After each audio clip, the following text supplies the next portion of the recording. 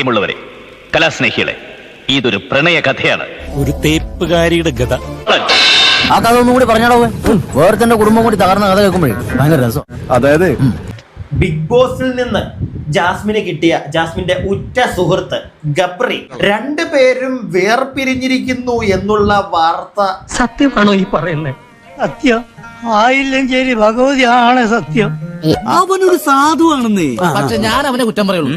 ആണുങ്ങളായ ഒരു പിടിപ്പ് വേണം. ആണുങ്ങൾക്ക് പിടിപ്പില്ലെങ്കിലേ ആരെങ്കിലും വന്ന് കണ്ണും കൈ കാണിച്ചാൽ പറഞ്ഞ് അവന്റെ കൂടെ അങ്ങ് പോകും. അത് ശരിയാ. ഗബ്രി, ജാസ്മിൻ രണ്ടുപേരുടെയും ചപ്രി ഫാൻസുകൾക്ക് നല്ല രീതിയിൽ സങ്കടമായിട്ടുണ്ട്.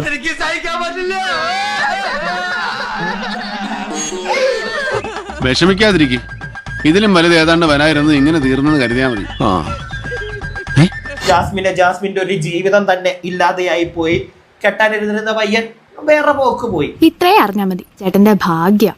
ഗബ്രിക്കുട്ടൻ അവന്റെ ചാനലിലുണ്ടായിരുന്ന വീഡിയോ ഒക്കെ എന്തിനാണ് ഡിലീറ്റ് ചെയ്ത് കളഞ്ഞത്? അതാ എനിക്ക് മനസ്സിലാവാത്തത്. പിന്നെ ഇപ്പം രണ്ടുപേരും അങ്ങോട്ടും ഇങ്ങോട്ടും ഇൻസ്റ്റയിൽ അൺഫോളോ ചെയ്തു.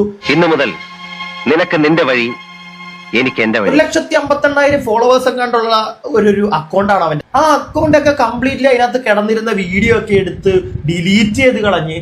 എന്തിനാ മോനെ? അതിന്റെ ആവശ്യമൊക്കെ ഉണ്ടോ? പുതിയ ലൈൻ 2 ദിവസം മുമ്പ് ബ്രേക്ക് ആയെന്നാ കേട്ടെ. ഓ, അപ്പൊ അടുത്തവള വളയ്ക്കാനുള്ള വടിക്കലാണ്. ആ ഹോട്ടലിൽ പോകുന്നു, ഈ ഹോട്ടലിൽ പോകുന്നു, അവിടെ മുറിയെടുക്കുന്നു, 3 റൂം എടുക്കുന്നു. അപ്പൊ കാര്യം കഴിഞ്ഞ് നിക്കണല്ലേ, എന്നിട്ട് കൈമറത്ത നാണം കെട്ടവൻ. പ്രൊഫൈൽ ഫോട്ടോ ഉണ്ടല്ലോ, അതുവരെ അവൻ ഡിലീറ്റ് ചെയ്ത് കളഞ്ഞടേ. കുഞ്ഞുഞ്ഞിനൊരു സവിശേഷ സ്വഭാവമുണ്ട്, അറിയാലോ. പുറകെ നടന്ന പെണ്ണ് വളഞ്ഞു കഴിഞ്ഞ പിന്നെ കുഞ്ഞുഞ്ഞിന്റെ ത്രില്ല് പോകും. എന്തൊക്കെ മേളായിരുന്നു. ഓ, അപ്പൊ അതിനൊരു തീരുമാനമായി.